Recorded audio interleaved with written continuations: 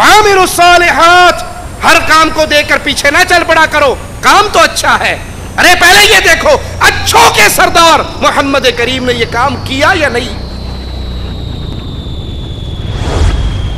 और इन बेगैरतों का हाल क्या होता है, घर से निकलती हैं तो नकाब करके निकलती हैं, कपड़े वाले की दुकान पे जाती हैं, उसने भी ये कपड़ा लटकाया हुआ होता है, मर्दों की बेंच इधर है, औरतों की इधर है, वो पर्दा खींच देता है कि बड़ी बाहया बाशर्म औरत आकर बैठी है, और ये पर्दे के पीछे बैठते ही फौरन नकाब नीचे करती है। कहते हैं आप बड़े अरसे के बाद आई हैं। जी मैं कुछ मसरूफ़ थी, ये सूट दिखाइए, ये तो 600 रुपये का है, पहली दफ़ा तो मैं 400 का लेगी थी। अच्छा कोई बात नहीं, आप लेट आई हैं ना, बहुत अरसे बाद आई हैं, हम डिस्काउंट देते हैं, आप 450 में ले जाएं। वो लाती है और खामिन को गुस्से से कहती पिछली दफ़ा आप 900 का लेकर आए थे, मैं 450 का लाई हूँ, आपको तो शॉपिंग करनी भी नहीं आती। लेकिन ये नहीं बताती कि मैं उस बेगैरत के सामने अपना चेहरा नंगा करके बैठी थी, मैंने उससे नरम लहजे में लोच में गुफ्तगू की थी, मैंने उसको पुराने ग्राहक होने के कई बार जिक्र किया था, हम आपके पुराने कस्टमर हैं, अक्सर आपके पास आते रहते हैं, इस सारी बेगैरती पर तू 400 रुपए का डिस्काउंट करवा के आई है। रब्बे मोहम्मद की कसम, मवाहिद मोमिन गैरतमंद बंदा 1000 रुपए का खसारा कर सकता है, अपनी बीवी को गैर मर्दों से ऐसे बात करने की इजाजत नहीं देता।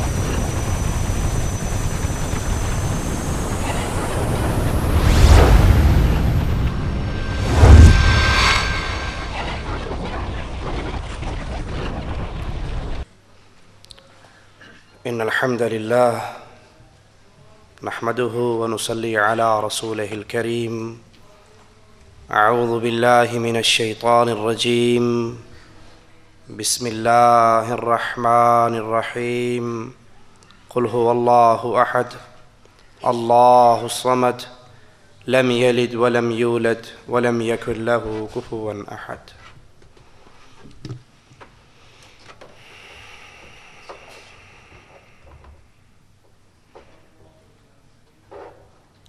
हर मुसलमान अल्लाह पर ईमान रखने वाला,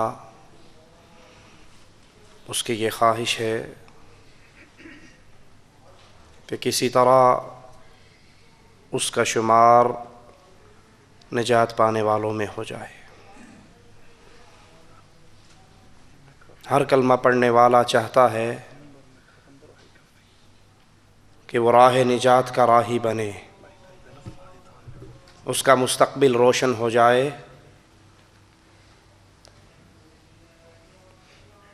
लेकिन आइए सोचिए,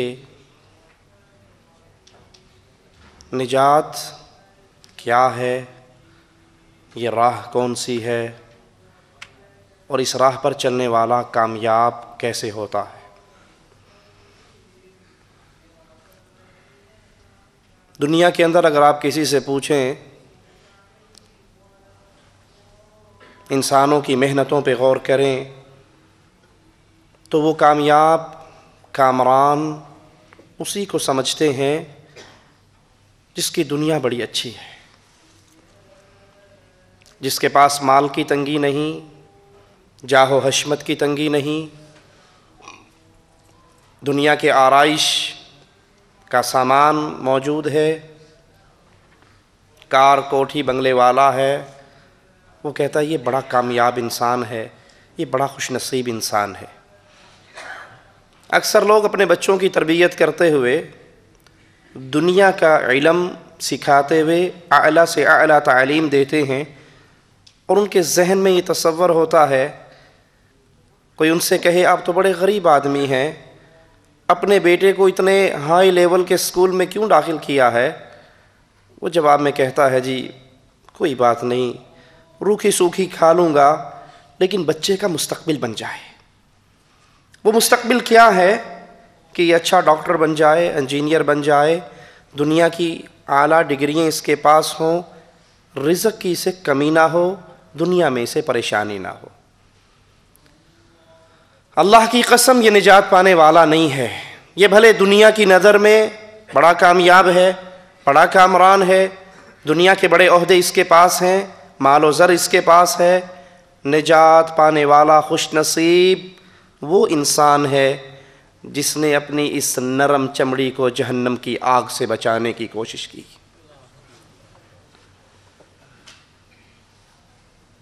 جس کو یہ فکر ہی پیدا نہ ہوئی، جس کے دل میں یہ سوچ ہی پیدا نہ ہوئی کہ زندگی کی یہ گاڑی جو چل رہی ہے اس کا اختتام 2 اسٹیشنوں پہ ہونے والا ہے، 2 میں سے کسی ایک پر میں نے ضرور اترنا ہے۔ ایک، ان جہنم کانت مرصادا للطاغین مآبا، جہنم کی دہکتی ہوئی آگ، کھولتا ہوا پانی، بہتا ہوا زخمیوں کا، جہنم کے زخمیوں کا کچھ لہو، پیپ کے پیالے، تھور کا درخت، ایک یہ مقام ہے۔ اور ایک، ان للمتقین مفازا، جنت کی بہترین نعمتیں، دودھ اور شہد کی نہریں، شراب کی نہریں، جنت کے میوے، جنت کی حوریں، اللہ کی نعمتیں، اللہ کی میزبانیاں، ان 2 میں سے کسی ایک جگہ پر میں نے اترنا ہے۔ جس کے دل میں یہ سوچ پیدا نہیں ہوئی کہ میں کہاں جا رہا ہوں، یہ ہمیشہ کے لیے برباد ہونے والے جو جہنم کی آگ میں چلے گئے، جن کی گرم نرم پیاری جلدیں جہنم کی آگ پہ روسٹ کی گئیں، ان کی چمڑیاں جل گئی، مالک نے نئی چمڑیاں جلا دی، وہ اس کے اوپر چڑھا دی، اس کے عذاب کو اور بڑھا دیا، یہ ہمیشہ کے لیے برباد ہو گئے، اور جو اللہ کی جنت میں داخل ہو گئے یہ ہمیشہ کے لیے کامیاب ہو گئے۔ نجات پانے والے کون ہیں؟ آئیے اللہ کے نبی کی ایک حدیث سنیے، اور پھر مالک سے دعا ہے سب سے پہلے اللہ کہنے والے کو، پھر ہر سننے والے کو غور کرنے کی توفیق عطا فرمائے۔ کیا میری بھی یہ سوچ ہے؟ کیا میری بھی یہ فکر ہے؟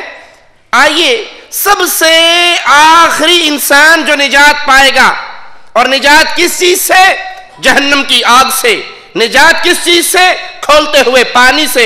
نجات کس چیز سے؟ تھور کے درخت سے۔ نجات کس چیز سے؟ اس جہنم سے جو جہنم خود اللہ کے سامنے کہتی، اللہ اللہ میرا باز میرے باز کو کھا گیا، جس کے بارے میں امام الانبیاء علیہ السلام نے فرمایا، تمہاری دنیا کی یہ آگ، دنیا کی یہ آگ، آگ کے جلے ہوئے مریض نہیں دیکھی آپ نے کبھی؟ اللہ دنیا اور آخرت کی آگ سے محفوظ فرمائے۔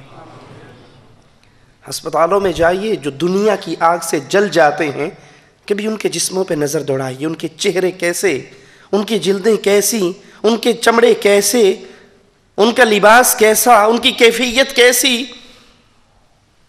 فرمایا دنیا کی یہ آگ جہنم کی آگ کا ایک حصہ ہے، اور جہنم کی آگ اس آگ سے 69% زیادہ سخت ہے۔